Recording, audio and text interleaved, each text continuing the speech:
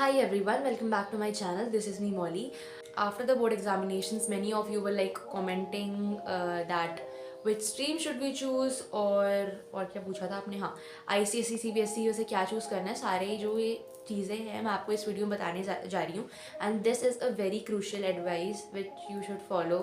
इसमें मैंने आपको सिर्फ कमेंट्स को ही रिप्लाई नहीं कर रखी है, बहुत सारी इंपॉर्टेंट एडवाइस भी दे रखी है which is really necessary for you to listen at this point of time. So let us start with the first stream choosing.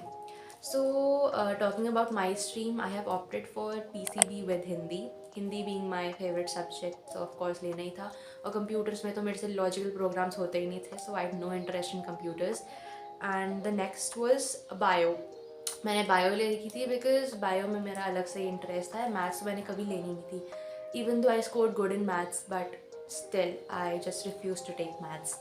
And what I would say to you guys, देखो पहले humanity की बात करते हैं. जिन्होंने humanity ले रखी है ज़रूरी नहीं है कि they might be preparing for UPSC only. वैसे करना तो UPSC के लिए चाहिए बट हाँ, तो उनमें से आधों ने मैथ्स भी ली होगी. अब तुम बोल रहे हो अरे हमने तो मैथ्स ले लिया और हमें UPSC करनी है, तो देयर इज़ नो प्रॉब्लम. आप उसके बाद भी 12th के बाद कॉलेजेस में आपको एडमिशन मिल जाता है, उसके बाद आप UPSC की प्रिपरेशन कंटिन्यू कर सकते हैं. अब बात करते हैं जो JEE और नीट के लिए प्रिपरेशन कर रहा है, तो ऑफकोर्स जो JEE के लिए कर रहा है उसको PCM, एंड जो नीट के लिए कर रहा है उसके लिए PCB. जो PCM भी लेते तो थोड़ा उनको थोड़ा कन्फ्यूजन होता है, या फिर आधे तो वो लेते हैं जिनको कन्फ्यूजन होता है हम क्या ले, और आधे वो होते हैं कि दोनों JEE नीट दोनों, अगर JEE निकला तो नीट तो निकल ही जाएगा, तो ऐसा कुछ उनका प्लान रहता है. अब देखो मेन बात यह है कि ऐसा नहीं है कि आप दूसरों के प्रेशर में आके दूसरे सब्जेक्ट्स चूज़ कर लो. The subject which you love the most, that is you can dedicate your whole life studying it, so you should definitely take that subject because जब तक आपको इस चीज़ में इंटरेस्ट नहीं है तब तक आप उस चीज़ में एक्सेल नहीं कर सकेंगे. So that's my point. मैंने बायो इसलिए ली थी. हिस्ट्री सिक्स मैं ले सकती थी कि मुझे इंटरेस्ट था, बट ज़्यादा इंटरेस्ट मुझे बायोलॉजी में था, so I decided to opt for biology. Just an edit over here, like if you're not sure about something, then you just flip a coin, and while the coin is in the air you will realize what you are actually hoping for. So try करना, पता चल जाएगा. तो this is what. देखो stream choose करना is not that difficult. अभी मत सोचना कि आपने ये चूज़ कर लिया तो अब आप आगे जाके आपको इसी चीज़ में करना पड़ेगा. आप बाद में भी अपने सब्जेक्ट्स चेंज कर सकते हैं in the colleges etcetera. So it depends on you how you choose your subject, and never ever opt for the subject under the pressure of someone else. ठीक है, तो पहला ये हो गया. अब दूसरा ICSE या CBSE. अब ये प्रॉब्लम ना ये क्वेश्चन बहुत इंपॉर्टेंट है. देखो मैंने तो ICSE से ही करा अपना 11th और 12th भी ICSE ISC से कर रही हूँ. लेकिन बात की जाए हमारा कॉम्पिटिटिव एग्ज़ाम्स की, एंट्रेंस एग्जामिनेशंस की, जैसे हमारा JEE और नीट हो गया, तो इसके लिए देखो मैंने नीट के लिए कोचिंग ली थी 11th में. तो देखो क्या था ना, ICSE में भी सेम है सिलेबस और NCERT में भी सेम है. बस difference is the like the volume of each chapter. आपका सेम चैप्टर NCERT में हो जाएगा 5 to 6 पेजेस में, but in your ISC book 50, 40, 30 pages तक तो एक्सटेंड कर जाता है वही चैप्टर. और NCERT में सारे कीवर्ड्स होते हैं. अब नीट में कहते ही हैं कि NCERT इज़ द बाइबल और Bhagavad Gita. So it is to not to some extent but to a large extent. उसमें सारे कीवर्ड्स होते हैं. और तुम अगर सैम्पल प्रीवियस पेपर्स देखो, अगर तुम प्रीवियस पेपर चेक करोगे नीट या फिर JEE के, आपको दिख जाएंगे सारे NCERT से ही आ रखे हैं. एंड अगर आप CBSE देखो, मेरा मानना तो ये कि आप CBSE में जाओ if you are opting, if you are preparing for like some entrance और कॉम्पिटिटिव एग्जामिनेशंस, बिकॉज उससे आपको टाइम मिल जाता है क्योंकि आप स्कूल में भी वही पढ़ोगे और कोचिंग में भी वही पढ़ोगे. So this is the main point over here. CBSE भी सही है but a better option is CBSE. ठीक है, डन, ओके. अब नेक्स्ट है हमारा कोचिंग एंड मैनेजमेंट. अब देखो मेरी स्टोरी टाइम आपको एक्सप्लेन कर देती हूँ, बहुत दुख भरी कहानी है. देखो क्या है ना, अब आप में से बहुत सारे सोच रहे होंगे कि चलो 11th स्टार्ट हो गई तो हम कोचिंग ज्वाइन कर लेंगे. आप कर सकते हैं, बट इससे पहले मेरे एक टीचर ने मुझे एडवाइस दी थी कि तभी कोचिंग ज्वाइन करना when you know your potential हर बच्चे पे होता है, बट मैनेजमेंट हर कोई कर नहीं पाता है, कंसिस्टेंट हर कोई रह नहीं पाता है. ठीक है, तो इसमें क्या हुआ था, आई वेंट कोचिंग अपनी आगे से क्या था, देखो सारे सिलेबस वही करा रहे थे, सिलेबस सेम है बट आगे से कुछ रहता है। स्कूल में हम कोई एग्जाम कर रहे हैं, रेसिडेंशियल कर रहे हैं, तो वहाँ पे हमारा बॉडी पार्ट चल रहा है, कोचिंग में चैप्टर चल रहा है, तो फाइनल जब फाइनल एग्जामिनेशन आता है तो पूरा जो सिलेबस सेम आता है, बट टर्म एग्जामिनेशन भी कराया जाता है कि आपको कोई चैप्टर वापस हो जाए, पहला पॉइंट है। और दूसरा पॉइंट ये कि एनसीईआरटी से की स्कूल में पेपर आईसीयू फॉलो होती है, NCERT point ICU is that version NCERT, तो उसमें अगले क्वेश्चन दे जाते हैं, नहीं होते, तो यहाँ पे आईसीयू का है। In other words, I am just trying to explain you that पहला sequence is totally different. What do I mean by sequence, मैंने आपको प्रीवियस वीडियो में बताया था। इसका मतलब देखो क्या है बेसिकली, कि देखो आपका syllabus of NCERT and ISC is totally same, उनका बस वॉल्यूम में डिफरेंस होता है। लेकिन देखो तुम्हारे जो कोचिंग में टेस्ट हो रहे होंगे उसमें अलग चैप्टर्स आ रहे होंगे, एंड जो आपके स्कूल में होंगे आधे चैप्टर कोचिंग के चैप्टर्स में से ही आ रहे होंगे एग्जाम में, बट उससे ज़्यादा एक्स्ट्रा, आपको तो पता ही है स्कूल एक्स्ट्रा सिलेबस तो दे ही देते हैं, मतलब 4 चैप्टर तो दे ही रहे हैं, साथ साथ में 4 और चैप्टर ऐड कर देंगे कि ये भी पेपर में आ रहा है। अब कोचिंग वाले इतनी जल्दी थोड़ी ना कराएंगे, वो बाकी 4 चैप्टर को तुम्हें खुद करने पड़ेंगे ना, तो ये होता है sequence. Second is the NCERT thing, कि एनसीईआरटी में आपका कीवर्ड्स है, बट आईएससी में तो एक्सपैंडेड वर्जन है, पढ़ना पूरा पड़ेगा आपको, पेपर में अलग क्वेश्चन आएंगे। And third is the main thing, NCERT NEET में होते हैं हमारे MCQs, so they are preparing you for MCQs pattern, right? But in our school we have to write theoretical answers, numericals etcetera etcetera. और एक और चीज़ मैं आपको बताने जा रही थी, आपको कोचिंग में हर कोई डेरिवेशंस नहीं लिखवाएगा पूरी की पूरी, क्योंकि उनको पता है नीट में डेरिवेशंस आएगी, एमसीक्यू में डेरिवेशंस आएगी नहीं ना, तो स्कूल में तो पूरी डेरिवेशंस ही आती रहती है ना, तो उसको तो आपको प्रैक्टिस करना ही होगा अलग से। चौथा main cheese is the time management. everyone can crack NEET unless and until they are consistent and they don't have any backlogs. तो अगर आप ये चीज़ करने जा रहे हैं, like you are going to the, you are thinking to go to coaching, you can go, बस आपको ये चीज़ याद रखनी की consistency is the key. Consistent रहोगे चाहे तुम कितने भी बुद्धू हो पढ़ाई में, जो कंसिस्टेंट रहा उसने नीट निकाल दिया है, और बस ये चीज़ है। और मेरे तो इतने ज़्यादा बैकलॉग्स हो गए थे, so I decided to take a drop.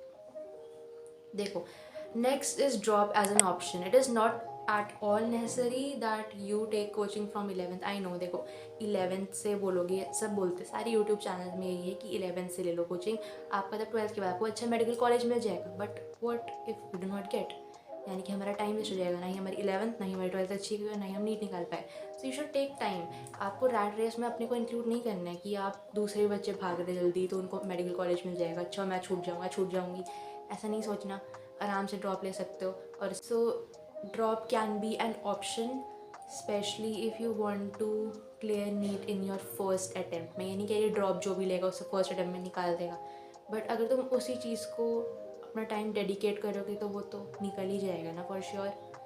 तो ड्रॉप इज़ एन ऑप्शन, मैं तो ड्रॉप ही ले रही हूँ अभी के लिए। And for those who are taking drop I must say that आपको स्लोली एंड स्लोली, जैसे आप 11th और 12th का तो पढ़ ही रहे हैं, साथ साथ में you can read from the NCERT, bio, chemistry, physics, ये सब रिवाइज करते रहना साथ साथ में, ताकि जब आप ड्रॉप लेंगे आपको आसानी होगी टू कंप्लीट योर सिलेबस, क्योंकि आपको एक ही साल में दोनों साल का पढ़ना पड़ता है। Now the next is NCERT for the keywords. अच्छा देखो, अब बात आता है 11th के लिए कैसे पढ़ना है। ये आईएससी वर्जन भी है और जो सीबीएसई में उनके लिए भी है ये।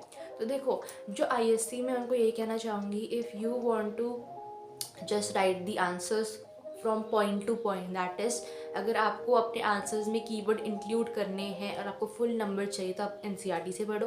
एनसीईआरटी में कीवर्ड्स होते हैं, आप वो कीवर्ड्स अपने पेपर में इंसर्ट करके आओगे तो आपको फुल मार्क्स वो दे देंगे। बट अगर वो वाइडर एक्सप्लेनेशन पूछेंगे तो आपको आईएससी की बुक तो रीड करनी पड़ेगी।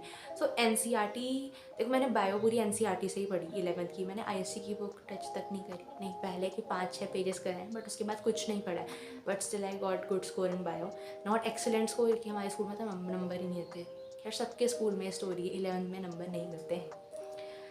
नेक्स्ट इज, देखो मैंने 11th में कोई ऐसी ट्यूशन ज्वाइन नहीं करी थी और मैंने नोट्स ही पढ़ा था। हमारे जो एक फिजिक्स के सर हैं, so he provides us with notes that like is a kind of question paper in our examination, यानी कि जो भी वो नोट्स में लिखवाते हैं वो सारे क्वेश्चन तो आते हैं। सो मैंने उससे ही पढ़ा फिजिक्स में, बट फिजिक्स में मेरे अच्छे नंबर नहीं आए और मुझे I have to work hard on that. अब मैं झूठ क्यों बोलूँ कि मेरे फिजिक्स में इतने अच्छे नंबर है, नहीं आए अच्छे नंबर, बहुत गंदे आए। सबसे गंदी हालत मेरी फिजिक्स में थी। बाकी केमिस्ट्री मेरे ठीक आए थे, बायो में मेरे अच्छे आए थे, और हिंदी इंग्लिश तो ऑफकोर्स अच्छे आने थे। Next is passing in 11th is a disaster set by most of the seniors. देखो मेरी क्लास में क्या है कि लगभग सभी पास हो गए थे, तो ऐसा नहीं है वो तुम्हें पास कर देंगे, ऐसा नहीं है। अगर तुम पढ़ोगे, थोड़ा बहुत पढ़ोगे, तुमने 50-40% भी पढ़ा है, then you will be passing. तो सीनियर्स के इस मिथ में मत आओ कि पासिंग बहुत ही मुश्किल है। हाँ मैं कह सकती हूँ स्कोरिंग मुश्किल है, अच्छे मार्क्स स्कोर करना मुश्किल है, बट पासिंग इज़ ईजी अगर आप कंसिस्टेंट है और अगर आपको वो पता है important keywords to write in your examination. Next is देखो अब मेरे से पूछ रहे थे बच्चे कि दीदी की अगर मेरे इतने नंबर आ रखे हैं बोर्ड में ये तो मुझे एडमिशन मिल जाएगा स्कूल में। देखो अभी तो क्या प्रोसीजर है कि they will admit you to class 11th by seeing your pre board marks. मेरे स्कूल में तो यही पैटर्न फॉलो हुआ था, जब तक हमारे बोर्ड के रिजल्ट्स नहीं आए थे तब तक हमारे प्री बोर्ड मार्क्स के बेसिस में हमें एंट्री दे दी गई थी टू क्लास 11th।